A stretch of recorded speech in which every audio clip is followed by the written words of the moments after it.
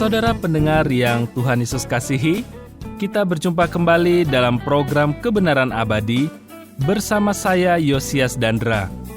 Bagaimana kabar Anda dan juga keluarga pada saat ini? Saya berharap kiranya Anda dan keluarga senantiasa berada dalam keadaan baik dan tentu saja penuh dengan sukacita. Saudara, melalui acara ini, saya akan membahas kebenaran Alkitab dan sekaligus mengajak Anda untuk melihat setiap kebenaran tersebut. Dan harapan saya, Anda akan mendapatkan banyak berkat secara rohani melalui program ini, dan kiranya itu akan bermanfaat bagi kehidupan Anda. Selamat mendengarkan.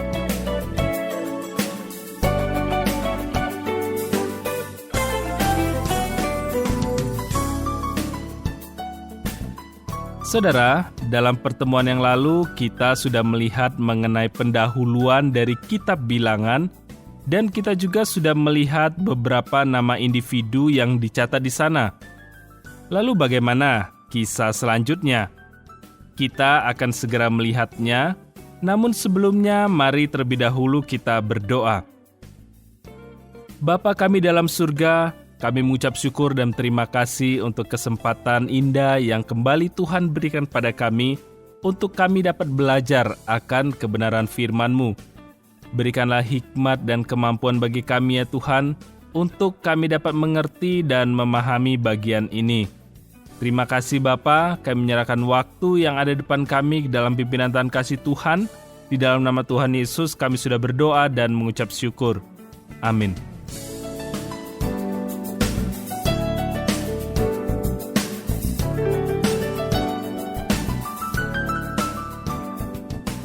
Saudara, mari kita lanjutkan pembahasan kita kali ini dengan melihat kitab Bilangan pasal yang pertama ayat 18 dan 19, di mana firman Tuhan mencatat demikian. Dan pada tanggal 1 bulan yang kedua, mereka menyuruh segenap umat berkumpul. Kemudian silsilah orang-orang Israel disusun menurut kaum-kaum yang ada dalam setiap suku mereka.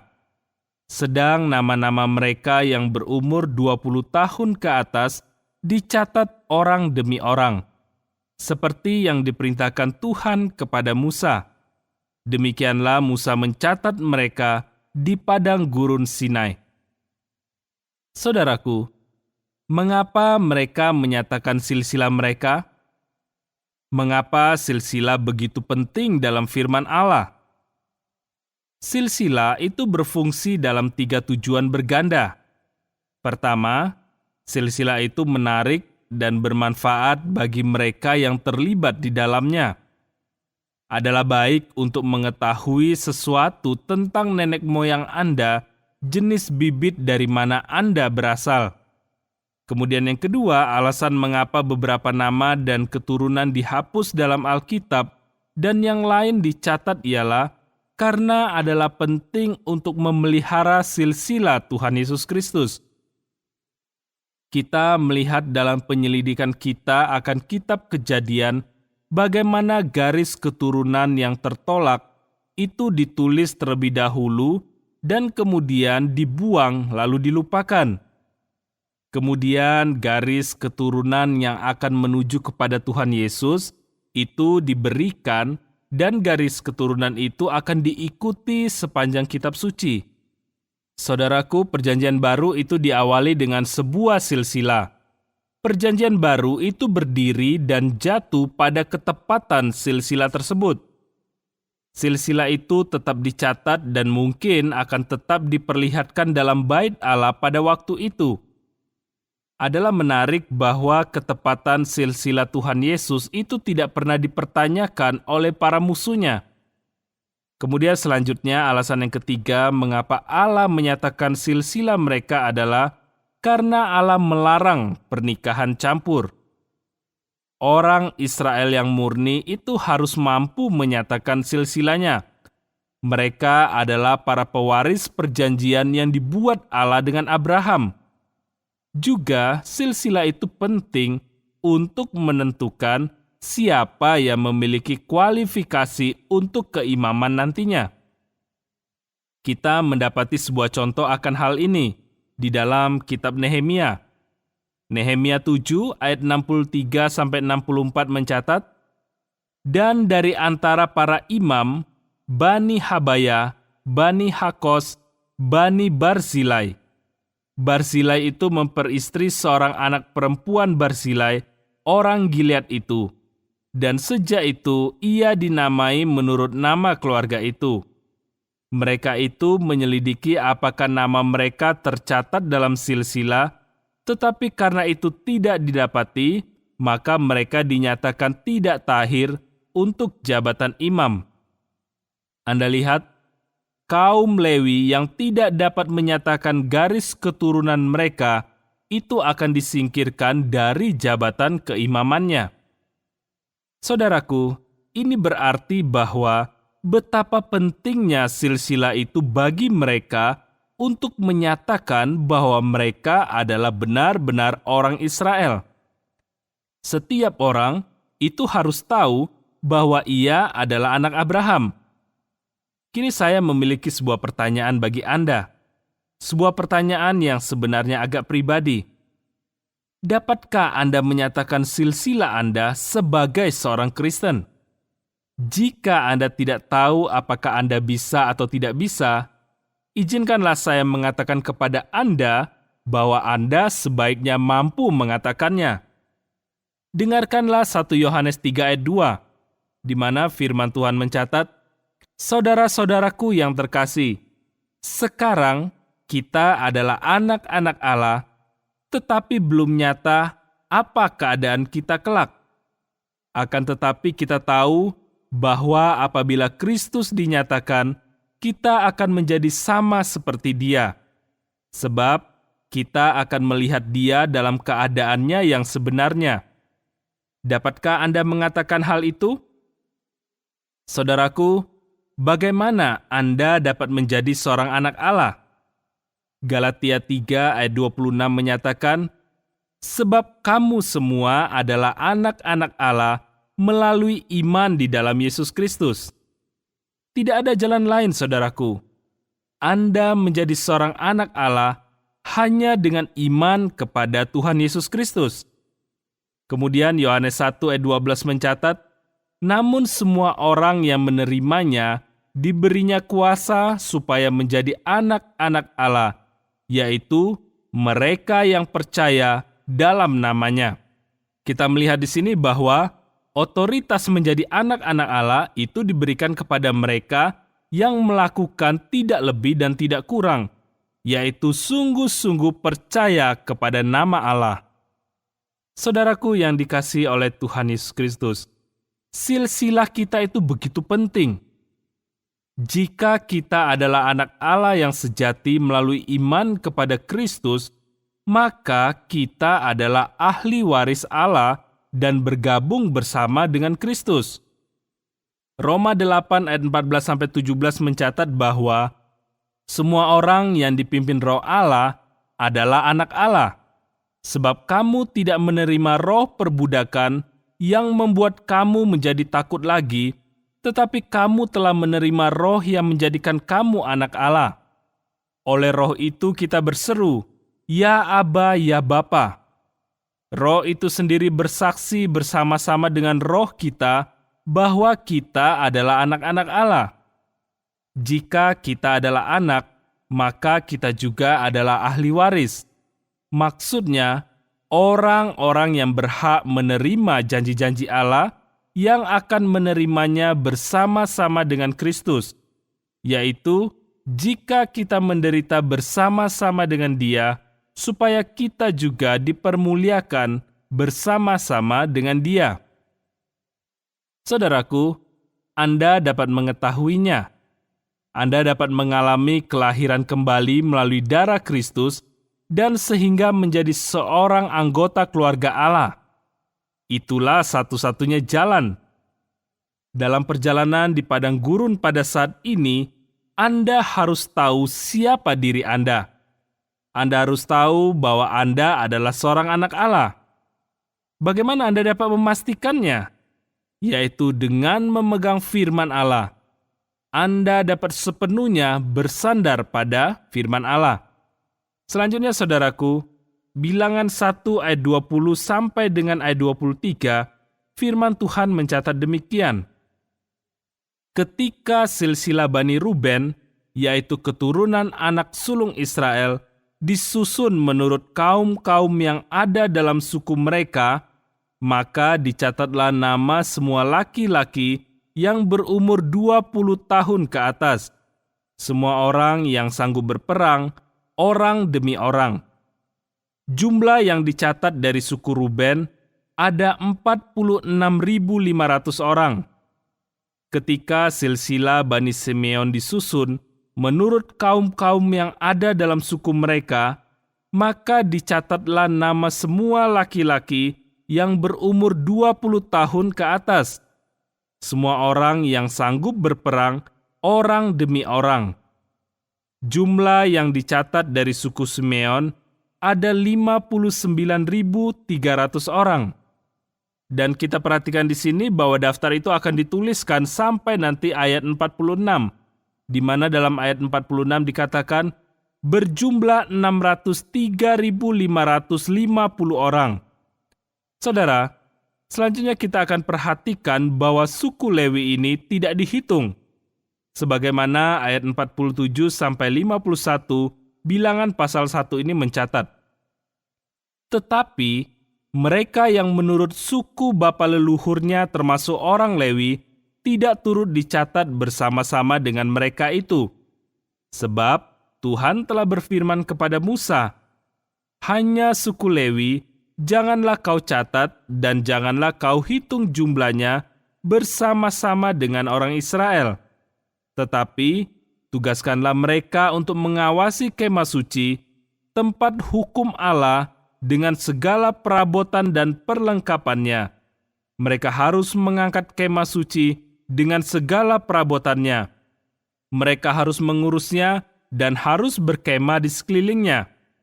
Apabila berangkat, kemah suci harus dibongkar oleh orang Lewi, dan apabila berkemah, kemah suci harus dipasang oleh mereka, sedang orang awam yang mendekat harus dihukum mati." Saudaraku, alasan mengapa orang-orang Lewi tidak dihitung dalam peperangan ialah karena mereka sudah memiliki tanggung jawab yang penuh terhadap kemah suci.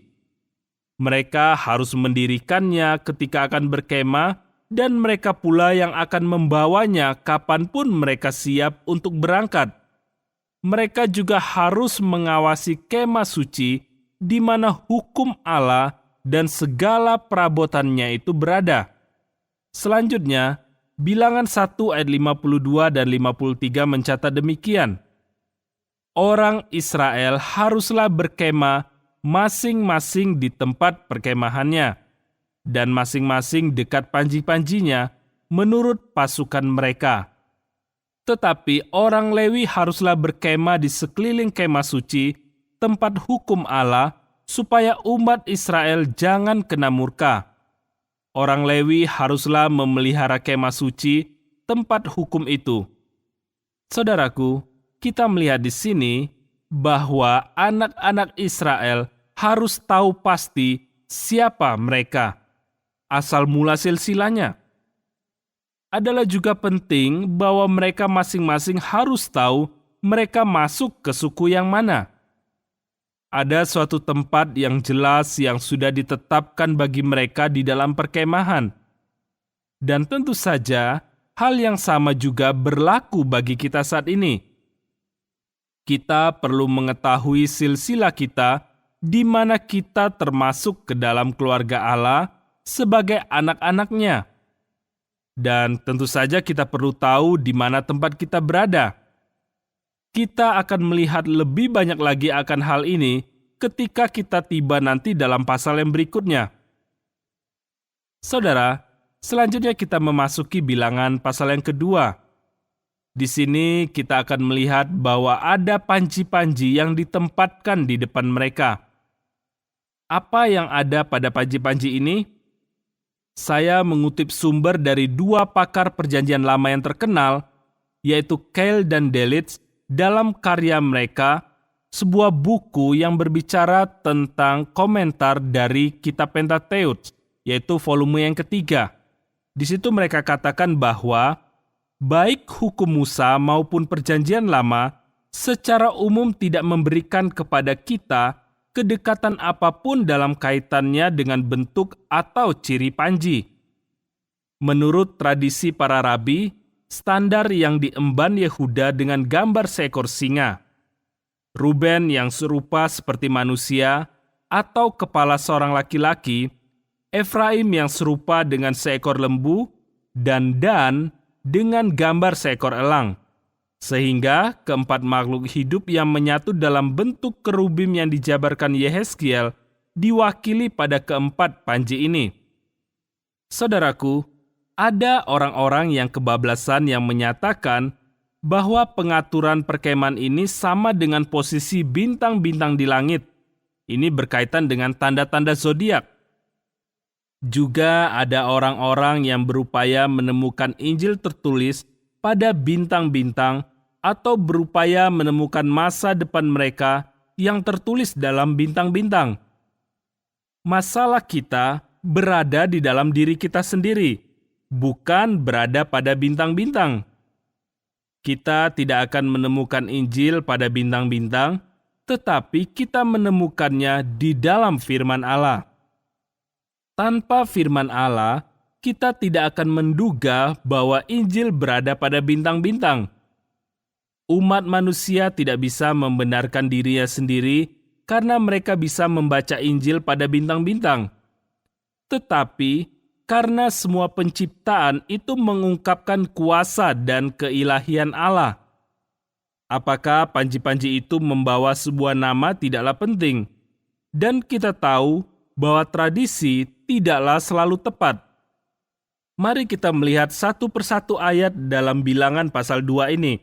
Kita akan mulai dari ayat 1 sampai ayat 3, di mana firman Tuhan menyatakan demikian. Tuhan berfirman kepada Musa dan Harun, orang Israel harus berkemah masing-masing dekat panjinya, menurut lambang suku-sukunya. Mereka harus berkemah di sekeliling kemah pertemuan, agak jauh daripadanya.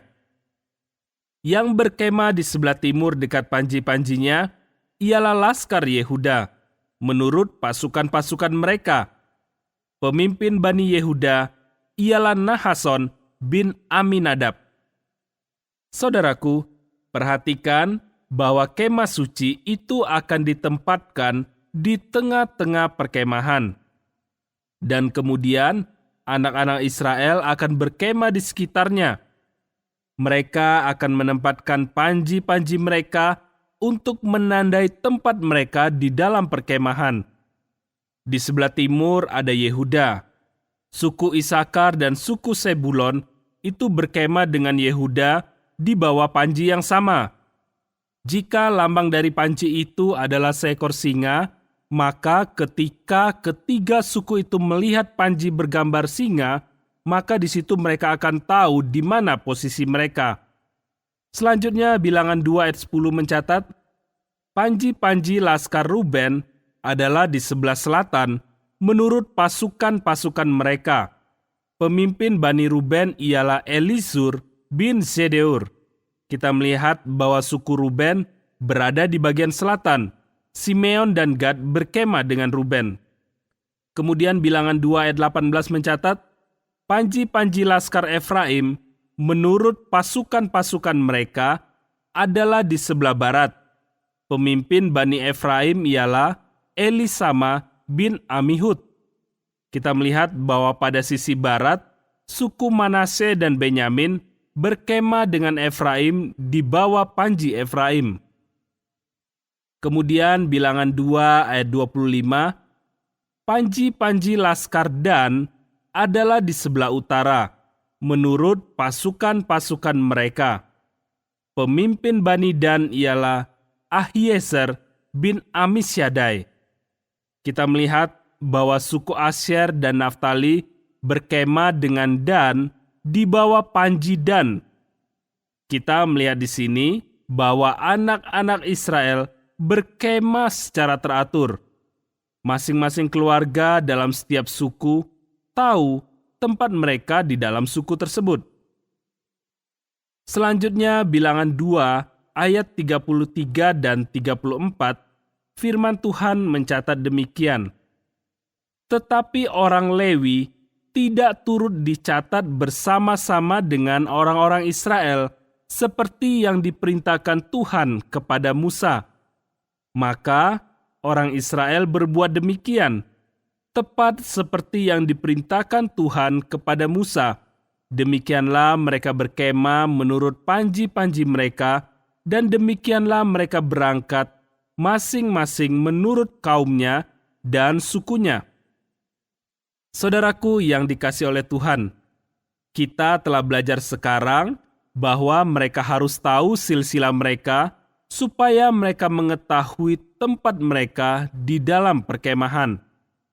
Mereka tidak dapat pergi berperang kecuali mereka tahu di mana posisi mereka. Demikian juga konflik di kalangan orang Kristen pada saat ini itu tidak akan terjadi dalam keraguan dan ketakutan, tetapi tentang kepastian keselamatan. Saudara, musuh kita pada saat ini itu adalah kedagingan dan juga si jahat. Mereka akan mengalahkan Anda jika Anda tidak dapat memastikan keselamatan Anda. Setiap orang dalam gereja Tuhan Yesus Kristus itu memiliki sebuah tempat yang sudah ditunjuk oleh Allah. Semua pelayanan dalam gereja itu harus diarahkan oleh Roh Kudus.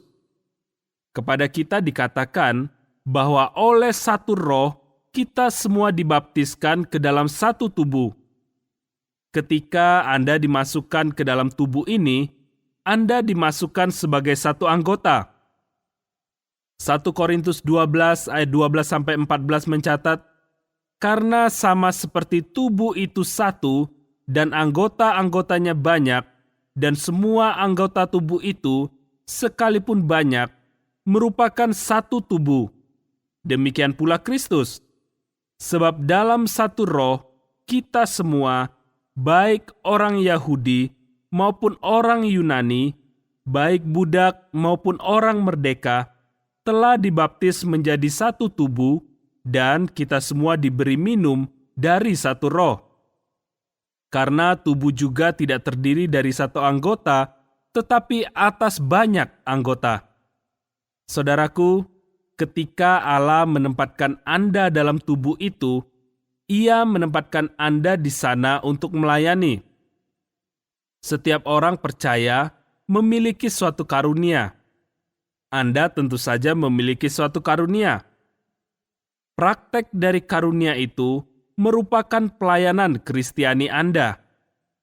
Ada banyak anggota dari tubuh manusia dan masing-masing tentu saja memiliki fungsinya. Ada lebih dari 20 tulang dalam bagian kaki saja. Jadi itu berarti bahwa dalam tubuh Kristus tentu saja ada banyak karunia dan masing-masing dari kita harus mengamalkan karunia-Nya. Anda dan saya harus mencari apakah karunia kita pada saat ini. Saya percaya bahwa Allah menghadiahkan umat-Nya dengan pengamalan karunia tersebut. Walaupun Roh Kudus membagi setiap orang secara terpisah sesuai dengan kehendak-Nya, tapi saya benar-benar yakin bahwa 1 Korintus 12 ayat 31 itu menunjukkan bahwa kita dapat berdoa dan mendambakan karunia yang terbaik. Dan menurut saya, kita tentu saja dapat mendambakan dengan tulus untuk menerima karunia yang terbaik. Namun kita perlu menyadari bahwa otoritas sepenuhnya tetap berada di tangan Roh Kudus. Saudaraku yang dikasihi oleh Tuhan, Anda masih ingat dengan Dorcas? Ia membuat pakaian. Anda ingat bahwa ketika ia mati, mereka memanggil Simon Petrus dan para janda memperlihatkan pakaian-pakaian yang telah dijahit oleh Dorcas untuk mereka. Simon Petrus mungkin berkata, "Wah, kita lebih baik membangkitkan perempuan ini dari kematian, karena jemaat membutuhkannya." Dan Allah membangkitkan dia dari kematian. Anda harus menemukan posisi Anda dalam perkemahan. Apakah Anda merebut sebuah tempat lain? Apakah Anda menduduki sebuah tempat di gereja yang sebenarnya tidak dapat Anda isi dan yang sebenarnya sudah menjadi milik orang lain? Kita harus mendorong setiap anggota gereja kita untuk menemukan posisinya. Dan itu seharusnya menggerakkan anggota gereja yang paling rendah hati. Anda tentu saja memiliki sebuah karunia dan Allah ingin mengaktifkannya. Jangan berupaya untuk melakukan pekerjaan orang lain. Anda melakukan apa yang sudah menjadi panggilan yang ditetapkan Allah bagi Anda. Saudara, lalu bagaimana kelanjutan dari bagian ini? Kita tentu saja akan melihat dalam ayat-ayat selanjutnya dari kitab Bilangan ini, tetapi tentu saja dalam pertemuan yang selanjutnya. Karena itu, pastikan diri Anda untuk tidak melewatkan pembahasannya. Saudara, mari kita akhiri pembahasan kita kali ini dengan berdoa. Bapa kami dalam surga, puji dan syukur kami naikkan kepadamu. Terima kasih untuk kesempatan yang Tuhan sudah berikan pada kami untuk kami belajar akan kebenaran firman-Mu. Berikanlah hikmat dan kemampuan bagi kami Tuhan, untuk kami dapat melakukan setiap kebenaran firman-Mu ini dalam setiap langkah kehidupan kami. Terima kasih Bapa. Di dalam nama Tuhan Yesus kami sudah berdoa dan ucap syukur. Amin.